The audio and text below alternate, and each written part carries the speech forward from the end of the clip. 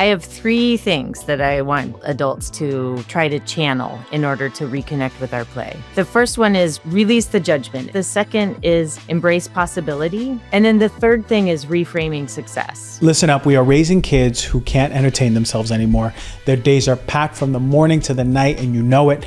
Their games already come with goals and rules, and the second boredom hits, what happens? The phone screen swoops to fill in the silence.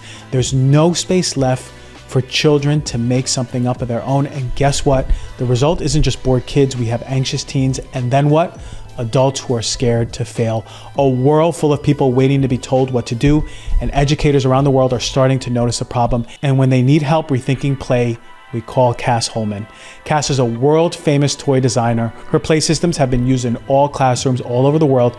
She doesn't make toys that just entertain kids. She builds true tools that spark creativity and imagination in children early on. If you think back to your childhood, you didn't have gadgets, you didn't have screens. You had a stick, a bike, cardboard box, that was enough. We used to build whole worlds from nothing, but today kids are constantly handed rules, schedules, screens.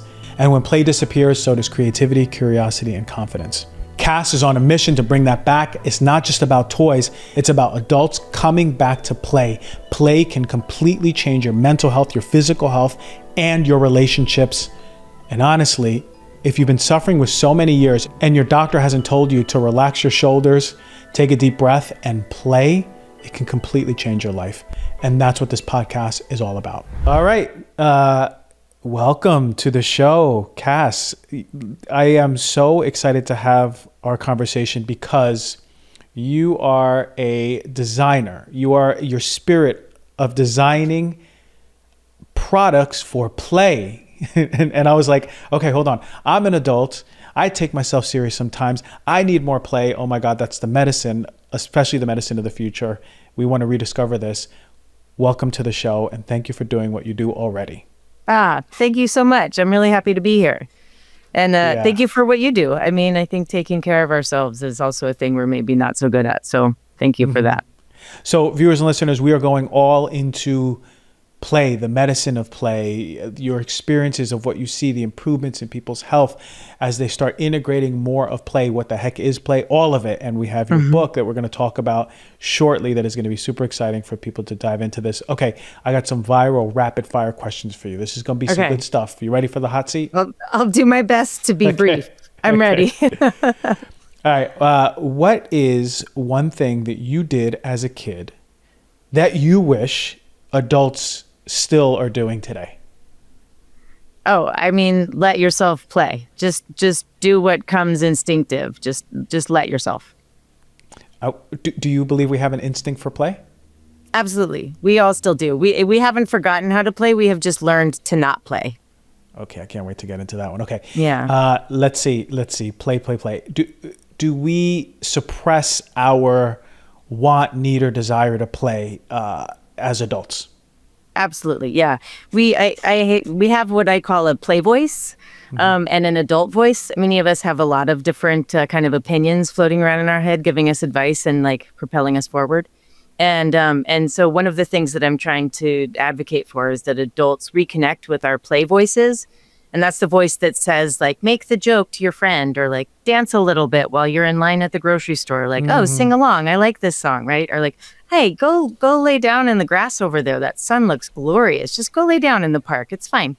And then we have an adult voice that's like, you will look ridiculous. That is not serious. We have things to do. Your friends will think you're too weird. And so we don't, right? So that adult voice tends to, while it's trying to protect us, it tends to kind of win the conversation when your play voice is like, go be silly, Oh my God. So, all of the time. Yeah. All of right? the time. All of the time. How many times? I know that adult voice. It's very loud. Right? And it's often echoing. It's echoing like social norms or things we learned in school or things that we learned from our families or maybe our friends or our partners. And like I said, like it has good intentions. It wants us. It's very.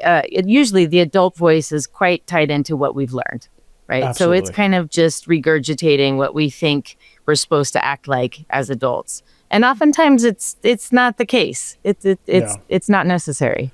Not at all. And I want to go deep into that one.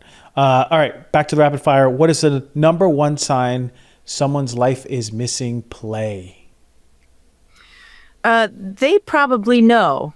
I think that I've heard from thousands of people over the years, thousands of adults, who approached me after I'd been talking about play for children, and said, "Yeah, kids, great, whatever, but what about us?" Yeah. And that's kind of when I started to cue into like, something is going on here, and so I think people usually know that they are, and I would say most adults, even those who do play, are lacking a free play, right? So adults typically, most of us play in certain ways that are kind of structured, that have rules. Like maybe we kind of play a sport or we play a video game. We might play games with our families or our friends.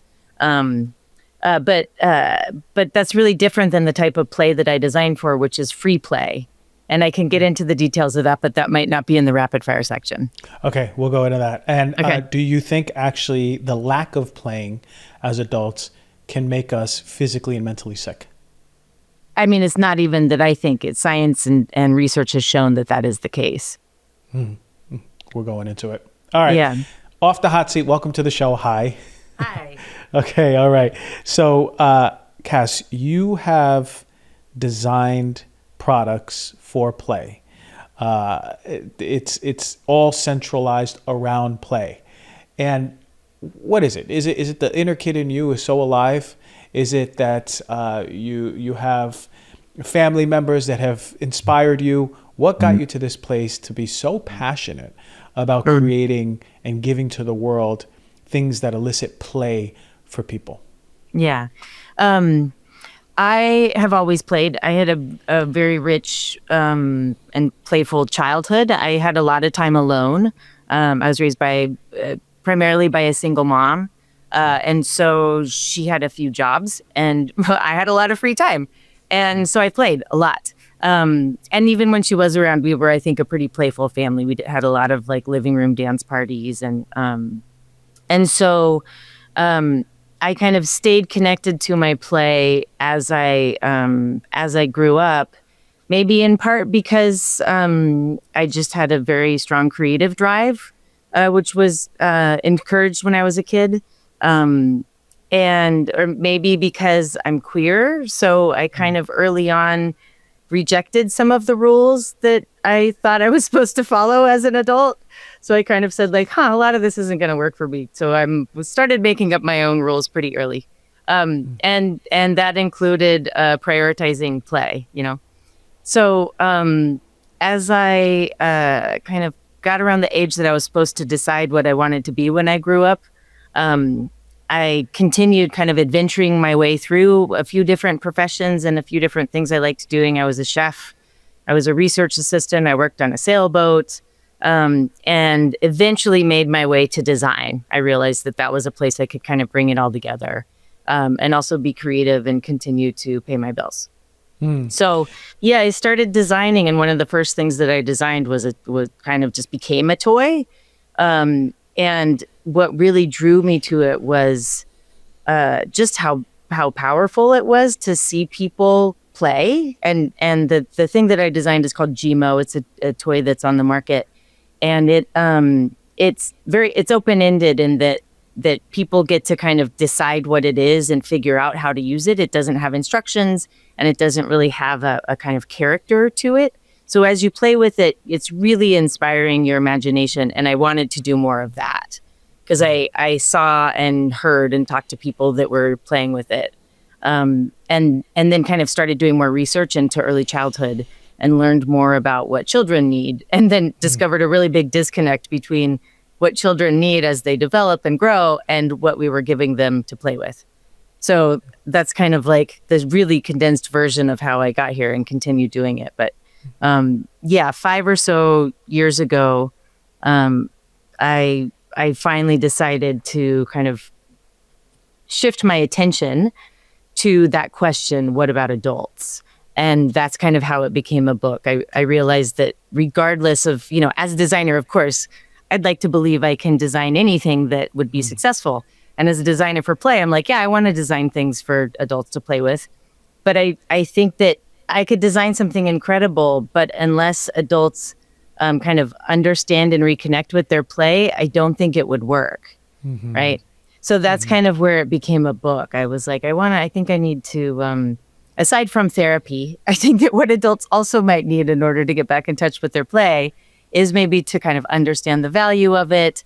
And like, let me help figure out how we can reconnect with it. Absolutely. 100%. And look, I come from a Latin family, and Latin people, it's all about celebration and music and dancing and play. And we're a very lively bunch. And, life gets serious too, and work gets serious, and the world gets serious. And we absolutely put that as not even secondary, tertiary. We put it in the back and we go, oh, maybe one day, my brother's going to be in town. That's going to be great. Instead of actually honing that in. And I've done a lot of deep searching for what really is health. And sort of it so many years, it brought me to this place of this embodiment of a joy as your nervous system is experiencing joy. Yeah. For me, what do you experience when you're playing? It is imagination. It is joy. It is the embodiment of just presence and freedom. And so one thing that you said that stuck out to me was children. Children are sort of needing something, and maybe what's being put out to the kids now isn't filling that gap. Is it developmentally? Is it imagination-wise? I want to start with the children. Nowadays, what is missing in what we're putting out for children, toy-wise and play-wise, that is sort of not helping them grow into these adults, sort of like you, where you rejected everything. You said, I'm going to play. I'm going to be embodied in my own thing. How are we missing that path of bringing children into playful teenagers, into playful adults? Yeah. Unstructured play, I think free play is a really big part, not just so that they can continue playing, but so that they can kind of feel a sense of agency and learn some of the skills that they're going to need throughout their life, as well as just being healthy in their own childhood experience. So free play, the definition of free play is play that is personally directed, freely chosen, and intrinsically motivated. And I think currently one of the kind of big one of the elements that's missing in a lot of children's life in their educations, in their free time, is the intrinsic motivation part, like being able to and connect with their intrinsic versus extrinsic motivation. So, for example, intrinsically motivated activities are the child says, I'm feeling like I just need to be kind of quiet and still right now. And then they'll build a fort and kind of be inside of it and hang out and maybe like arrange some rocks or play with some beads or something, or like tell a story to their teddy bear. And extrinsically motivated play are things like video games and sports and school. So something where you do it so that you get a grade, or so that you level up, or so you win, or so you get a score, right? So there's an extrinsic motivator to do it. And most of adulthood play is extrinsically motivated. A lot of adulthood life is extrinsically motivated, to be honest. Like, we do a job so that we get money. Like the extrinsic motivator is capital, or the extrinsic motivator is get 10,000 steps on your thing, on your wrist gadget. What is that called? The steps. The Fitbit and yeah, exactly. Like the computer on your wrist that counts things.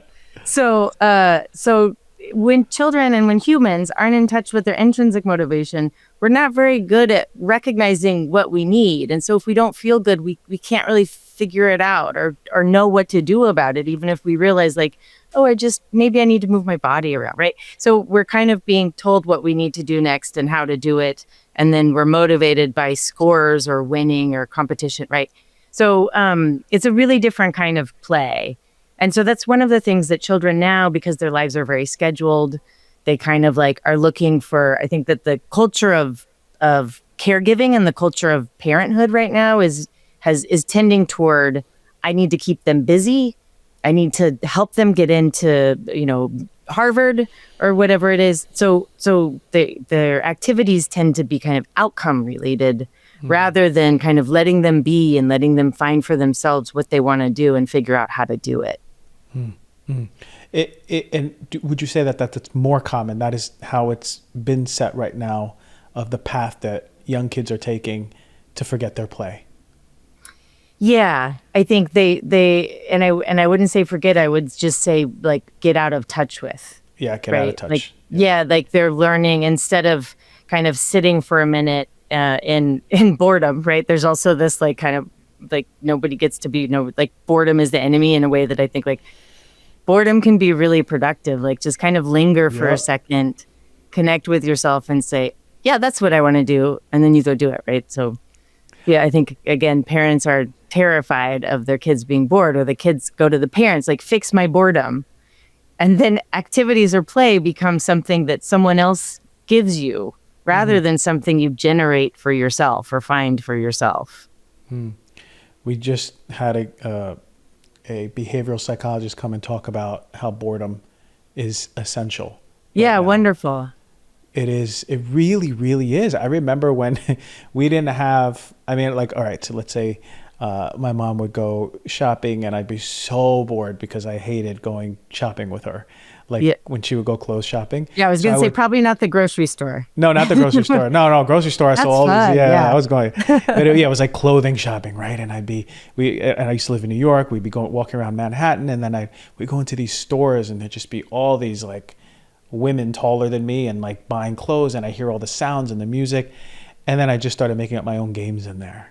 Right, my own games, like I was running away from a imaginary thing. I would hide here, I would jump here, and it's like that boredom spurred out this beautiful imagination, and then I actually made it exciting to go to these stores with my mom. And as adults, what do we do when we're bored? You know what we do. We pick up the phone, we put on the TV, we try to be social instead of just being quiet.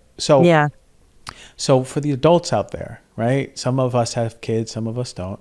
But for the adults out there who are becoming really rigid, they go, how did I get here? How the heck did I get here where I'm even my body's tight? Yeah. And playing seems shameful.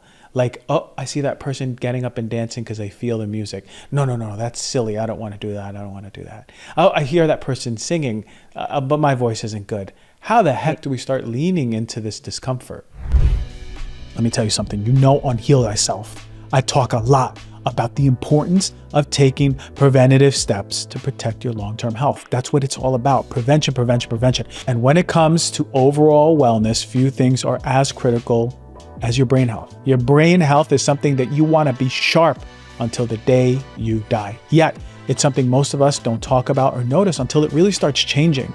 When our brain is going well, we don't think about the things to keep it going well. We just wait till it starts going downhill. And what I want you to understand is that your brain health today really determines your next few decades. And we're not just talking about memory, focus. Those are really important. We're talking about the ability to stay sharp, energized, present, really in the moments that are going to matter in your life, not only now, but in the future. Partnered with Tonum Health, Tonum, and I want to introduce you to one of their newest innovations. It's Neuro, Nouro. It's a brain supplement that makes a really big difference. It is a brain supplement that is built on 9 years of research with Duke University. I only work with evidence-based supplements here. With Duke University, they have all of this rigorous scientific study, and they've created something that actually works.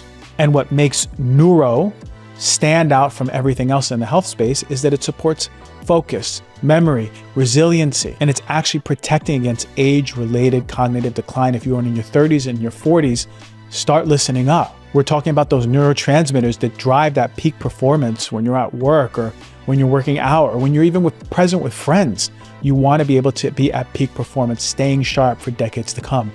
This formula has one of my favorite supplements for brain, alpha GPC. It performs acetylcholine production. That's your brain's primary learning and memory neurotransmitter. It has paraxanthine, which provides clean, sustainable mental energy without any of the jitters or the crash like you do with caffeine. So I've been trying it out. I take Neuro about an hour and a half before my podcast recordings. And I don't know, go listen to my podcast. Tell me if I sound sharper. Tell me if I sound more present. I don't know. It seems to be working on me. I feel good. My brain is sharp. My vision is clear. I feel present. I feel really good with it. And I'm having sustained cognitive energy that's carrying me through demanding shows where a lot of talking and a lot of listening and a lot of talking again and researching. It's really important, at least for me, to have my brain operating at my best, and I have a feeling it's the same thing for you. So try Neuro today. You take 10% off with the code Heal Thyself at checkout. That is NOURO, and use the code Heal Thyself for 10% off of your order. Here's something that may hit home for a lot of you. How many of you toss and turn in your sleep? How many of you wake up really easily through the night? How many of you wake up exhausted even after you know you've been in bed and you slept for 8 hours? I've been there. It's frustrating. Actually, I'm more sensitive of a sleeper, so I'm in there fairly often if I don't do the right things for myself. It's not that my mind won't shut down. I can go to sleep. It's that I wake up easily. But some people, their mind won't shut down. Now, a lot of you rely on melatonin, like many people do. It works, but I've taken it before. It gives me the weirdest dreams. It keeps me super groggy. The next day, I know the morning's harder, sluggish. It's even into the afternoon for me. So I knew I wanted to support my sleep. I know a few of my friends who really benefit from CBD sleep gummies, and I said, let me give it a try. I researched what are the best CBD sleep gummy companies out there. There's not a lot. The gummy industry inherently doesn't really care about creating purified, clean gummies, not like cornbread hemp. Cornbread gummies, the CBD ones, have been a game changer for my nighttime routine. I spoke about this for many months. You might have heard me talk about this before. They have a USDA organic, melatonin-free CBD gummy made in America, which means you get all of the natural sleep support benefits without any of that morning grogginess. And it's real. It's not a fake formulation. You're taking full spectrum, flower only hemp extract combined with natural botanicals like valerian root, lavender, and chamomile. These ingredients have been used for centuries. They're evidence-based. They promote relaxation, a restful sleep. And when you combine it with CBD, especially the full spectrum one, your whole system calms down. And I'm talking about within an hour to an hour and a half before bed. You take it 2 hours, you might not make it to the bed. You might fall asleep on the couch. But what happens is your whole nervous system feels really calm. You start getting tired. And if you couple these with blue blockers, you will be out. It's a little, I'm telling you the nighttime hack. You couple it with blue blockers, you eat your gummy. It is incredible. And you're not groggy, you're not sluggish. And it's like your nervous system is really winding down. Cornbread Hemp is one of the few companies that cares about even producing organic gummies. They're vegan, gluten-free. They're made without any sugar coating, clean, natural ingredients that you could pronounce, no synthetic compounds, no questionable additives, pure organic wellness. If you're looking for a way to wind down, one of my favorite ways is to go with the Cornbread Sleep Gummy, the CBD one. Right now, they're offering you 30% off of your first order. Go to cornbreadhemp.com/DRG and use the code DRG at checkout. That is CORNBREADHEMP hemp.com/DRG. The code is DRG for 30% off. Yeah. I have 3 things that I want adults to think about and try to channel in order to reconnect with our play. The first one is release judgment, right? So the part you just said about like, oh, I can't do that. Like, that's not, my voice is bad, right? Release the judgment. It doesn't, the goal of singing is not to be a professional or impress everybody around you. The goal of singing is to enjoy it, feel it in your body. As you said, like physiologically, all of these things happen. Our nervous systems when we sing, when we dance, when we play, right? So release judgment that we can be our own worst critic, and it's really hard to trust people around you won't also be criticizing you, right? But if you can let go of that and just trust yourself and trust the people around you and let yourself play, that's the first step. The second is embrace possibility. And so in embracing possibility, you're kind of curious about how it might go, right? So, say that you're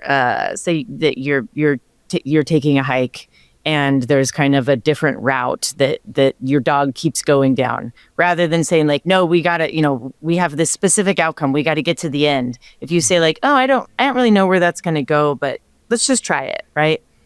And so kind of being open to what might come, rather than thinking like, no, I have to, or even before I even start something, I need to know why I would do it or where it's going. Just like kind of go into it and see what happens. So embrace possibilities and like be open for what might come out of it. And then the third thing is reframing success.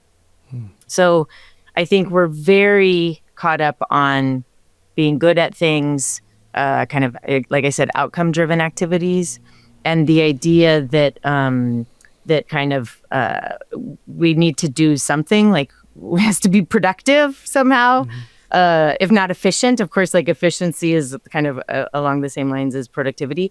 And all of this makes sense. Of course, like our days are packed. And often, you know, there's a lot of pressure. We've groceries, kids, things, and this idea that we have to, you know, be great at all of it, right? And so when we reframe success, we kind of stop and say, all right, what's actually the goal here, right? So, you know, with the shopping with your mom, for example, if the goal was to kind of like get in and out and get all of the clothes for back to school or get her outfit and whatnot, then you running around would have been a huge problem, right? And she would have been like, you got to stay next to me because the minute I'm done, we're out of here, right? But maybe to some extent, your mom understood that success is also that you're just like doing a thing together that day, right? So letting you play and having to chase you around every once in a while, she was like, had reframed success from, we got to stay on track and, I don't know, look really serious. And I think also with parenting, people think like, no, I need to look like a good parent. And we think that looking like a good parent means that like that your child doesn't dance around or move. I don't know. But so by letting you play, right, she was like, this success is that we're in this together and hanging out, right? Or, I mean, this also happens with meals. Often when I live with my partner and their kids, and the kids, like, I want them to be part of making dinner, right? And in order to do that, we have to reframe success, because success is not that dinner is going to be delicious and all of the zucchini is going to be chopped perfectly, right? Because it's not. And that's fine. We don't need to have a great dinner, the most delicious thing with perfect zucchini on a Tuesday night. But what we do need is to like enjoy each other's company, do something together, have them feel like they're contributing to, you know, our household and the dinner we're having. So we cook and eat, and the goal is that we have a good time and then get some food, you know. So again, we kind of reframing success as a way that is the kind of the third element in adults welcoming play back into their lives. That's a big one, because we as adults, like you said, we want that goal. It's accomplishment. It is the dopamine of, I made it happen. Now what's the next thing to do, right? And the reframe is huge. So, I mean, also stepping into it without judgment, but the reframe is like really big in that it's not how you look. It's nothing other than just the kind of experience without any end goal. It sort of kind of relaxes the mindset that everything could be okay. It'll be fine. You can just express and it'll be fine. Everybody's going to be fed. Everyone's going to be fed. Everything is going to be fine. We all made it together, so nobody's going to say this isn't as delicious as the one we had at the restaurant, because everybody made it and nobody's comparing, you know. Is there a way to design our environment to actually be conducive to us playing? More playing. I mean, without me drilling monkey bars on the top of my ceiling of my kitchen, what are some things that we can actually do environmentally, and you as a designer, that can facilitate that? Well, I think a lot of how we design or set up our households, I think we have often, this is what I've heard from people, there's an idea, and I feel it a little bit in myself as well. There's an idea that like whatever visitor comes once every 2 weeks, or maybe your family comes twice a year, I think we set up our households for them rather than for ourselves, right? So the couch, we have a couch that at some point was pretty nice, but I knew, like I have a dog. So who, I'm sorry, you may be able to hear barking. I apologize if that's from Tiff. But the couch is not, if I were precious about the couch, I would be stressed out all the time and mad at the primary resident of my household, right? Which is the dog. and secondary residents are myself and my friends and the children. All of us are likely to spill things. And what am I going to expect us to not be human for the sake of a piece of furniture, right? Yeah, we want to have nice things, and it feels good to have nice things. And also, it feels even better to not be so stressed out about the nice things that you don't let yourself like be in your space. And part of what we need to do in the space often is jump on the couch or take the cushions off to make a fort, right? So I think that maybe it's setting up the environments, and I do love the monkey bars from the ceiling. And it might just be the way that we approach the environment we're already in. Like, no, I don't think anybody needs to change their environment. I think it's just a matter of like, let yourself be in it. And if something spills or if, it gets dirtier, that's okay. It was worth that you played there and it felt really good to live in it. Yeah. I'm taking that piece of advice because I do have a couch that I'm a little OCD about. It's white. It's white, And I mean, you were asking for it. Like, that's a really specific decision. I was, and maybe it was subconscious, right? To like lean into that discomfort. Well, because there's also, I think we have an idea. We're like, yeah, I can have that couch. Yes, I am the person who can have that couch, which is great. Because yes, you are. And then also maybe like a lot of the time it has a cushion cover, and then you're less stressed out about it. Or I have this with like, I really like fussy glassware from thrift stores. I get a lot of like fancy little glasses, vintage glasses from thrift stores. And they break, and my friends break them and kids break them.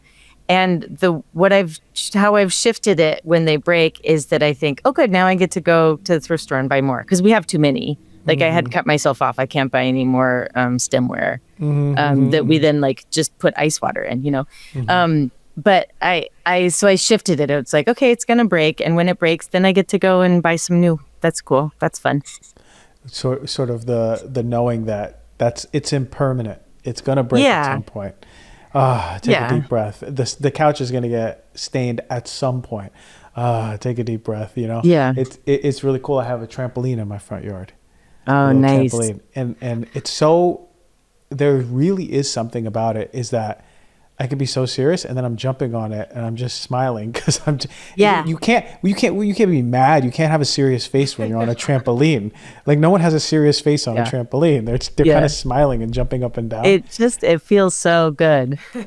Yeah. And I really think about what are the things that you can put in your home or like the spaces that you can use just to, at my upstairs, I have a space where I know this is where I dance in the mornings.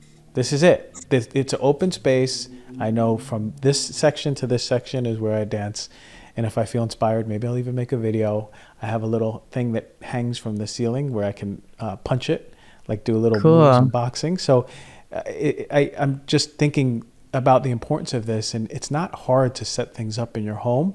And of course, letting go of like, this is going to be perfect the way it is forever. And knowing that, okay, you can take a breath. If you have kids or a dog, it's going to get messed up at some point, and that's okay. It's also there are really small things that you can do in whatever house you have, where just kind of using things differently or kind of shifting your habits can be really playful and kind of put you in a different state. So, for example, maybe you dinners are getting boring, and so or like kind of a little bit like you feel like you could bring everybody together differently or distract the teenagers from the fact that you won't let them be on their phones during dinner. Like, so just eat dinner on the floor, right? Like have a picnic in the kitchen or go in the backyard or, say, okay, we're only going to eat with spoons or whatever. Like tonight, everything is, we only use our left hands.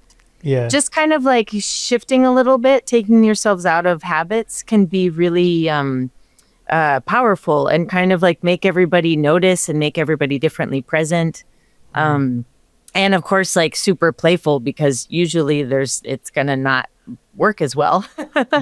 And then you can kind of notice and talk about like, okay, now we're grateful for the table. And then when you shift back up there, everybody's kind of like, a little more present. Maybe you've noticed something about each other, changed your seats around something. Yeah. I love it. Little shifts that are doable. From night to night. and it's also fun, and also brings gratitude towards the things that you have, like the table. Yes, makes you appreciate a fork. Exactly. Yeah, exactly. Especially when you're eating a spoon, when you're eating things that need forks. What about when we grow up, right? A lot of us grow up in households. I think you were lucky enough to be in a household where there was play and singing and dancing.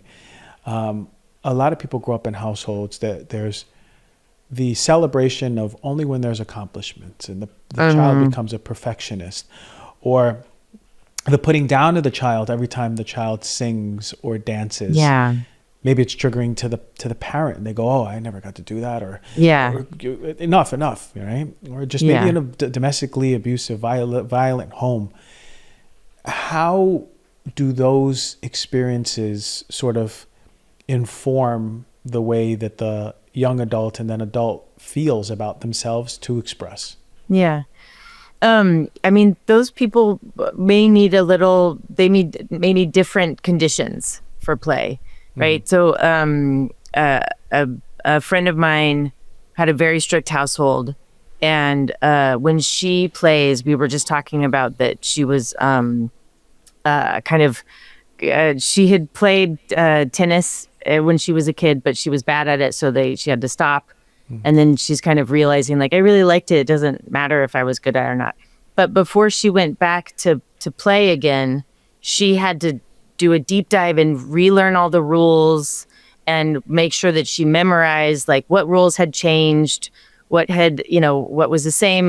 Do we still serve like this? Let me remember all of the correct words for things.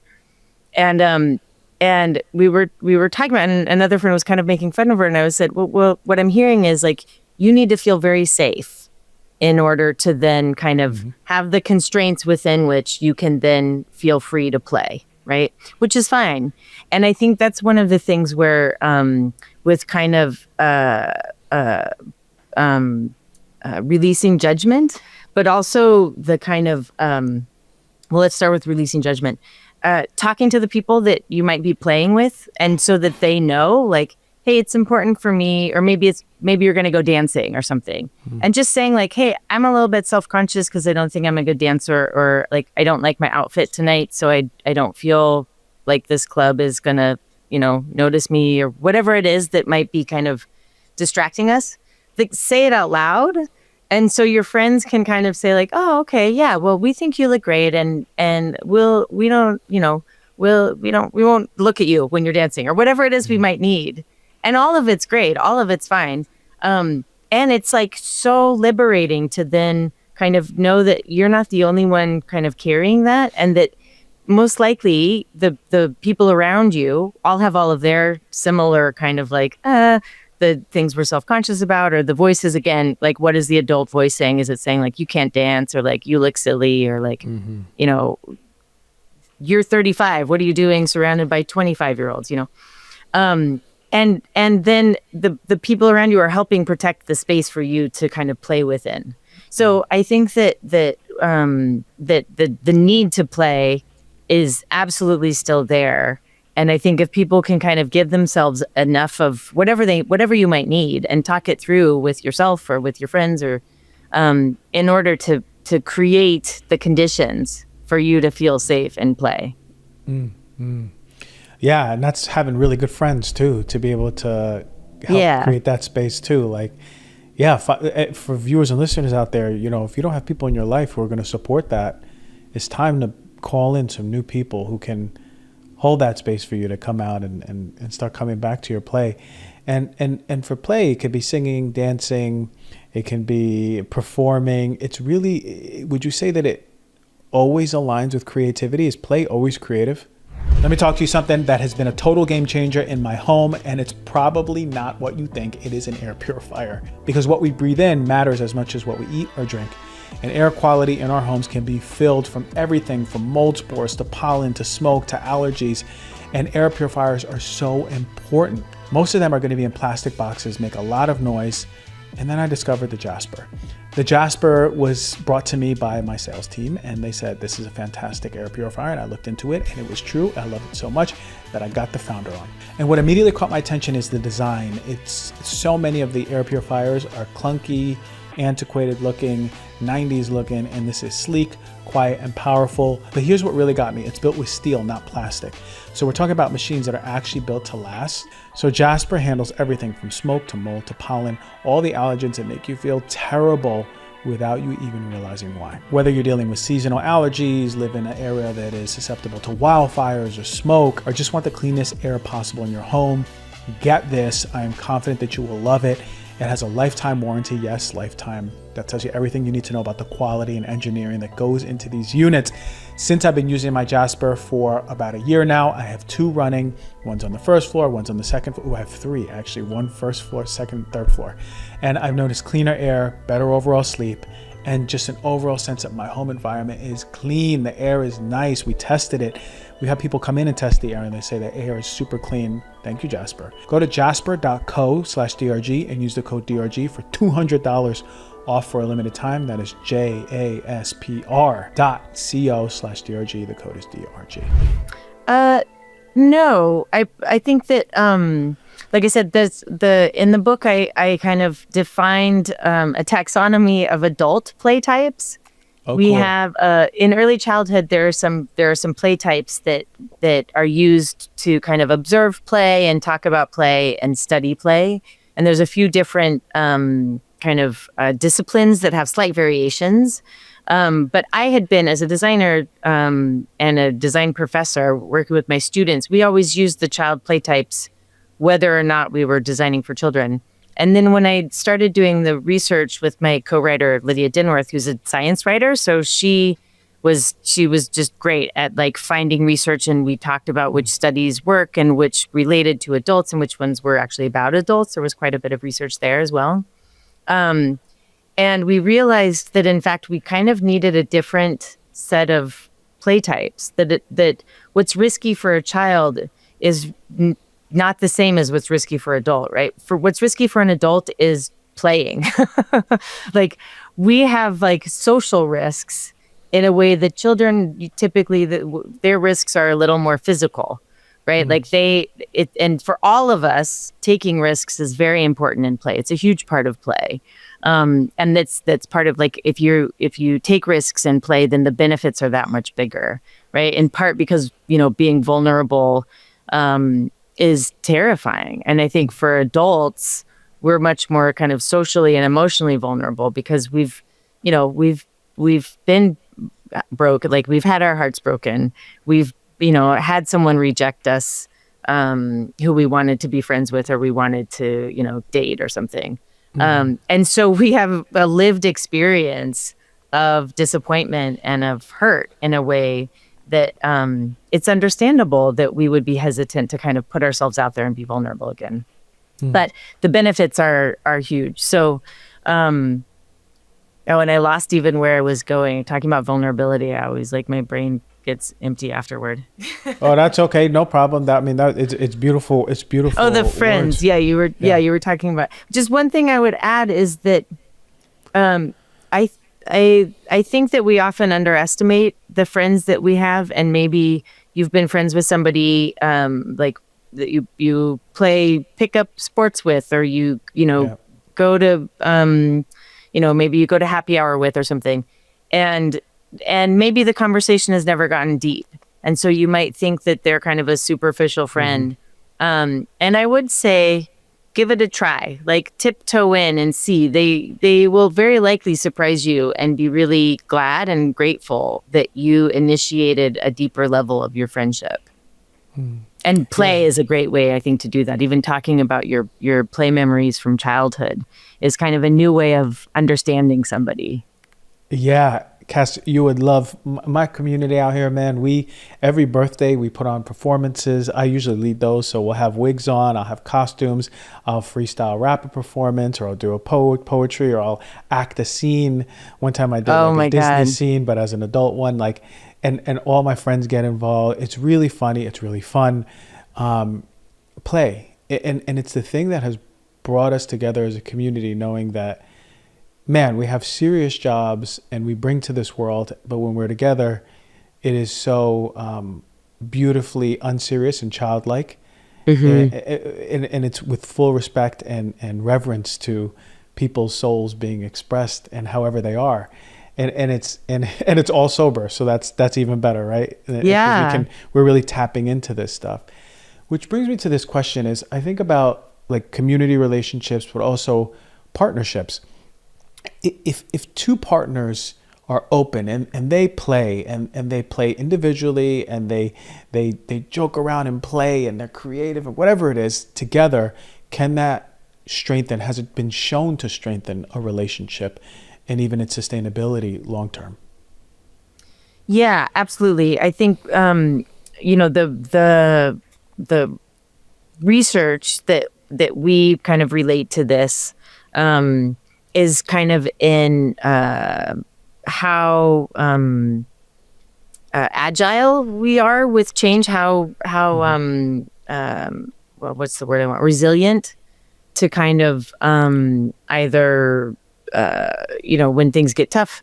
I think also that conflict resolution, when you have kind of a habits of play, I think the repair is often kind of easier to come by, or shifting from conflict or rupture into repair can be something that we tried to relate some of the research to that.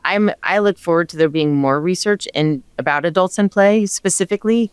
A lot of it is more related to kind of communicating, of course. And communicating in different ways is one of the things. Like in play, we communicate without words, right? It's like we're communicating with our bodies and with our emotions and through making things. And you mentioned creativity. So making things together, even if you're not somebody who typically, works with your hands or is comfortable building in that way or creating. Just the act of kind of creating together is something that also helps you understand differently. Yeah, it's beautiful to even do partnered painting or partnered drawing or just partnered projects is really nice. It brings, at least in my experience, me and my partner together. And doing something that maybe neither of you know whether or not you're good at. I think that can be really hard for adults. And I imagine especially for many adults with their partner, right? Because we want our partner to think we're great. And also, we as we come up through adolescence and through school, like I said, we stop doing the things that we think we're not good at, right? Or maybe we're not good at them, so we stop doing them. And so that makes it harder to learn new things, right? So we're hesitant to take on something new because we're afraid we might be bad at it, which is, of course, we're going to be bad at it if we don't know how to do it, right? So, and also you can be bad at it and still do it if you love it. Who cares, right? Yeah. So the goal of painting, when you go painting with your partner, isn't that it winds up in a museum, right? The goal is that you like connect. It brings something out of you that you didn't know otherwise, or wouldn't come out otherwise. And just the experience, like learning is really fun.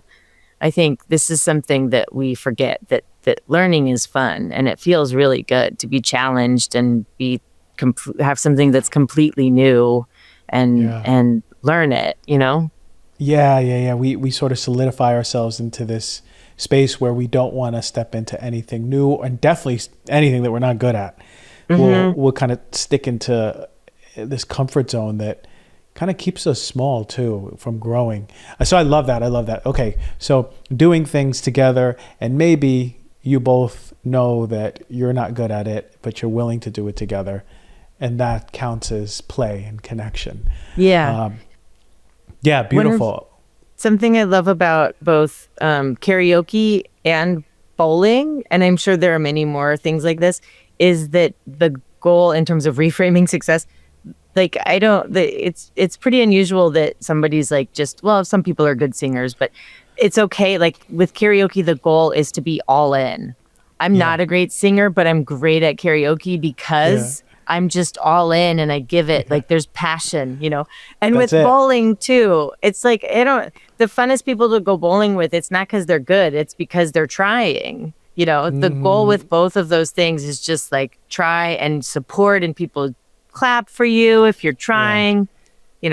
The people Yeah. who I think get the most claps at karaoke are the ones who are all in. They're not necessarily the ones who can sing. No. You should hear me sing It Must Have Been Love, But It's Over Now on Is that your karaoke. go-to? I think it is sometimes, yeah. Yeah. Because there's so much passion in it, you know? You kind of Yeah. just want to sing to the moon with all of your soul. And it feels so good. God, but you're so right, because people feel it.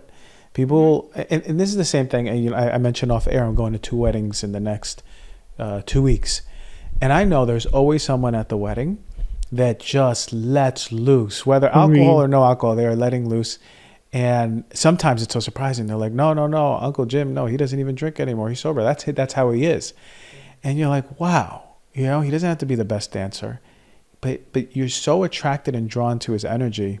And it's that authentic play. He's sort of mirroring something deep within everyone else that says, oh, I want that. Or if they're really in shame, look at him, he looks like a fool. But deep down inside, I want that. And that's that play. It's like fresh air. You're drawn to it. Yeah. It's true. It's such a beautiful thing. And that's few and far between. We don't have many fresh air moments, at least around here, but I love those moments where I'm like, I could be friends with that person. I like that person. That, you know, that's authentic. Okay, I have a question. What's one playful practice, everyone listening, all the adults out there, that we can try this week? Just this week. What's an inspiring practice we could start after this podcast? I would say shift a habit. Pick any habit and do it differently. You know, maybe it's something. Turn the light off in the shower. I don't know, or eat it. Cook with your left hand. Okay. just do something for the sake of, you know, which is just it'll be hard, and you'll be like, why would I do that? It's inefficient. That is not the way. But like, it'll be interesting, and you'll probably laugh. Although the senses, like shifting something that also changes your sensory experience of it, I think is really interesting. Like the showering in the dark is a really different thing. It's fun. Okay, so we take one habit that we do. We know we're going to do it today. Yeah. And just change it up a little bit to make it just a little more playful. Take it easy. Lean into a little bit more playful. And really try. Like if you're right-handed, brush your teeth with your left hand, and it's going to make a mess, and you'll be like, why is this so hard? And you'll laugh. Yeah. Okay. All right. Let's try it out. It's good for the brain too. Good for the brain, the experience. And there's so much research, like just playing and connecting, whether with yourself, even if you're laugh to yourself in the shower in the pitch dark, that in itself is good chemistry for the body. Our body goes, oh, this is nice. Life isn't that as hard as you believe it to be. You can enjoy yourself, and you can enjoy others. What is your hope? What do you want for us in the future? Do you want all adults across the world to be in play? How, is that your vision, that you want us to just, okay, you know what? Let's start playing a little bit more. Let's be a little bit more childlike today. Just even 5%. Is that a goal of yours? I truly believe in the entirety of my heart that if we can play together, we can live together. And if we individually let ourselves play, we're releasing judgment from ourselves, and that's going to eke into, you know, releasing our judgment of others. And eventually, like, playing and connecting with other people, whether or not we understand them or relate to them. I think that there's like kind of a mutual, a connection, and there is an understanding that comes of it. So I think that playing together is both how we connect with ourselves and others, and it's how we heal. It's how we survive. It's how we get through. And I think we really need that right now. Amen. I know we do. Everyone does. I see a book right behind your shoulder. Oh, yeah. And it's a really cool design. Can you just tell us a little bit about what? Okay, I love it. Okay, what's the name of it? Playful. How play shifts our thinking, inspires connection, and sparks creativity. And what can we expect in there? Us adults who finally have this cool, playful book with some cool designs on the front too. So It's narrative nonfiction, so there's a good amount of science. So we kind of started with the why play matters. So there's research that will kind of make a strong case for you to say like, oh yes, undeniably this is proven that play makes us more resilient and makes us smarter and makes us better at problem solving. We have examples from Caltech's Jet Propulsion Laboratory deciding that play was kind of like an important thing that they needed to see evidence of in their applicants.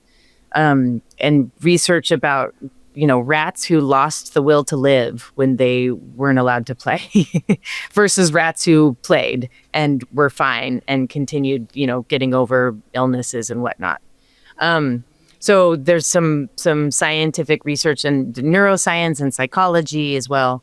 And then stories from my work. I've been for over 20 years designing for play for children, and also been a bit of a play coach with different business leaders and teams. So I've worked with Nike's design teams. I've worked with kind of more executive levels people at different companies. I've worked with teams at Google and Disney Imagineering to talk about free play specifically. I worked with Lego. So stories from that work about kind of, here's what worked with them and maybe that could work for you. And then stories from my own life, traveling around and talking to people about play. And my own experience staying connected. I'm 51, so I've had some kind of like moments when it was I've kind of like almost lost touch, and kept hold of it in ways that I think have paid off for me emotionally and physically. So and some drawings, good amount of drawings because I can't help myself. Great. I love the illustrations. It breaks up the text. I love it. Yeah. I really, really got to thank you for your work. And here's why, because I'm looking from the perspective of nervous system, the work that I do, the immune system, inflammation, and viewers and listeners, I can't undermine this at all. I really want to make this clear. The state of play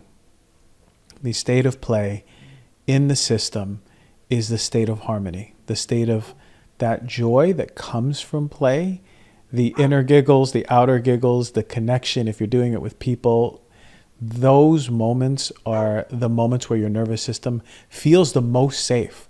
And they shouldn't be micro moments. Let's start integrating it to make it macro moments. And I see that work that you're doing. I see it from the medical standpoint, but also just from the humanistic standpoint. And it's fantastic work. And I really give so much reverence to what you're bringing to the world. No, wonderful. Thank you so much. Thank you for your work. It's really, it's so nice to kind of like, you're bringing so much to this that now I get to learn about. That's right. Where do we get the book? Anywhere that you buy books. I love my local bookstore down the street. But anywhere that you might usually purchase books, there's also an audiobook available. Amen. All of it. Yeah. Where do we find you? CasHolman.com, CasHolman.com. And Instagram, all of the things. I'm very findable. Great stuff. Thank you, Cas, for your work. I appreciate it. Thank you. Oh, can I add one more? On Netflix, there is a show called Abstract, The Art of Design, and season 2, episode 4 is about me and my work. So you can also kind of learn more there and see some of it in action. Oh, so cool. I didn't know I was with a celebrity. I got to get your autograph. Thank you so much, Cas. I appreciate it. Thank you, Dr. G. All right.